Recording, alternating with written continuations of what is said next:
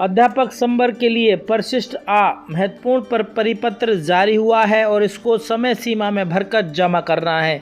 इस वीडियो में हम आपको बताएंगे कि यह प्रपत्र किन अध्यापक संवर्ग को भरना है और इसमें कौन कौन सी बातें हैं जिसमें हमको चर्चा करनी है और उसमें क्या क्या इस पूरे परिशिष्ट को भरना है वो भी बताएंगे।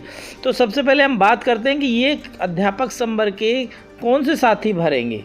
तो साथियों, हम आपको बता दें कि अध्यापक संवर्ग में प्राथमिक, माध्यमिक और उच्च माध्यमिक शिक्षक 3 तरह के शिक्षक हैं। उसमें माध्यमिक शिक्षकों को ये परिशिष्ट आ भरना है। अब कौन से माध्यमिक शिक्षक? एक ऐसे माध्यमिक शिक्षक भी हमारे बीच हैं जो प्राथमिक शिक्षक से माध्यमिक शिक्षक बन गए हैं, मतलब उच्च पद प्रभार ले लिया है। एक ऐसे माध्यमिक शिक्षक भी हैं जिन्होंने उच्च पद प्रभार लेकर उच्च माध्यमिक शिक्षक बन गए हैं। तो भरना किसको है? तो चलिए हम आपको बताने जा रहे हैं। यदि आप पहले से प्राथमिक शिक्षक थे और आपने उच्च पद प्रभार लेकर माध्यमिक शिक्षक बन गए हैं तो ये प्रपत्र आपको नहीं भरना है, पहली बात। दूसरी बात, आप पहले से माध्यमिक शिक्षक हैं और आपने उच्च पद प्रभार ले लिया है, उच्च माध्यमिक शिक्षक बन गए हैं, तब आपको ये भरना है। कहने का मतलब है आपका मूल पद माध्यमिक शिक्षक ही है, इसलिए परिशिष्ट आ आपको भरना है। तीसरी बात करते हैं कि उच्च माध्यमिक शिक्षक हैं पहले से, क्या उनको भरना है? तो उच्च माध्यमिक शिक्षकों की वरिष्ठ की सूची जब जारी होगी या उसमें संशोधन की बात की जाएगी तब आपको ये भरना है। तो ये प्रपत्र स्पष्ट है जिनका जो मूल रूप से माध्यमिक शिक्षक हैं, प्रमोशन से पहले और प्रमोशन के बाद, चाहे उन्होंने प्रमोशन लिया हो चाहे ना लिया हो, यदि उनका मूल पद माध्यमिक शिक्षक है तो उनको ये प्रपत्र भरना है। चलिए अब भरेंगे क्या क्या इसमें। साथियों देखें, ऊपर आप परिशिष्ट का देख रहे हैं। 1/4/2024 की स्थिति में इसकी पदक्रम सूची का प्रकाशन होना है, उसके लिए सहमति पत्र है। तो देखें, इस प्रपत्र में सबसे पहले है लोक सेवक का नाम, मूल पद नाम। तो आप अपना नाम लिखिए और पद नाम लिखिए। यूनिक आईडी फिल कीजिए। वर्तमान पदस्थ संस्था का लिखिए, यहाँ पर वर्तमान पदस्थ संस्था का डाइस कोड फिल कीजिए। विकास खंड लिखिए और जिला लिखिए, पहली बात। दूसरा है लोक सेवक की प्रथम नियुक्ति आदेश क्रमांक और दिनांक अंकित कीजिए। लोक सेवक की नियुक्ति का विषय क्या है? आप चूँकि माध्यमिक शिक्षक हैं तो किस विषय से आपकी नियुक्ति हुई है उस विषय को यहाँ फिल करें। आप किस श्रेणी में हुए थे? वर्ग 2, वर्ग 3, तो वर्ग 2 यहाँ पर फिल कीजिए।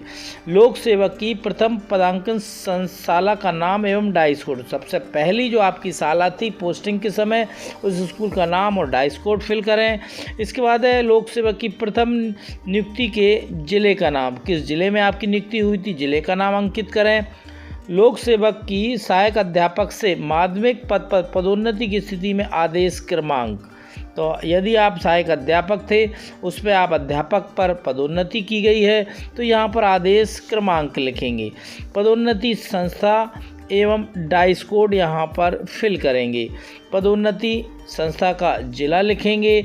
लोक सेवक की प्रथम नियुक्ति दिनांक के उपरांत अब तक हुए ट्रांसफ़र की जानकारी यहाँ पर आपको फिल करनी है।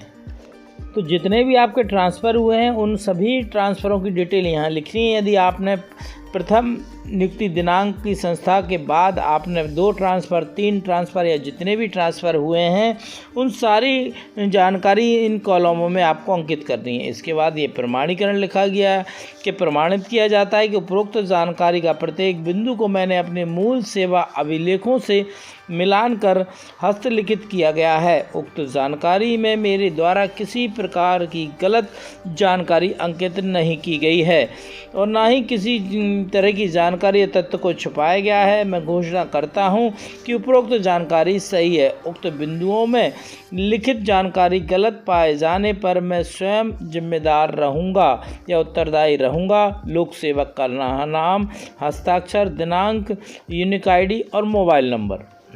परिशिष्ट आ के सबसे नीचे बॉटम में संकुल प्राचार्य का यहाँ प्रमाणीकरण लगा हुआ है। यह वे प्रमाणित करेंगे कि परिशिष्ट आ में का सेवा अभिलेख या मूल अभिलेखों से मिलान कर परीक्षण किया गया है। परीक्षण उपरांत उक्त जानकारी सही या गलत पाई गई है। वस्तुस्थिति जानकारी के विवरण अंकित करेंगे। तो ये प्रमाणीकरण संकुल प्राचार्य द्वारा भरा जाएगा आपके द्वारा भरी गई जानकारी के संदर्भ में। तो ये परिशिष्ट आ तत्काल जल्दी भरें जिससे कि आपका डाटा अपडेट हो सके।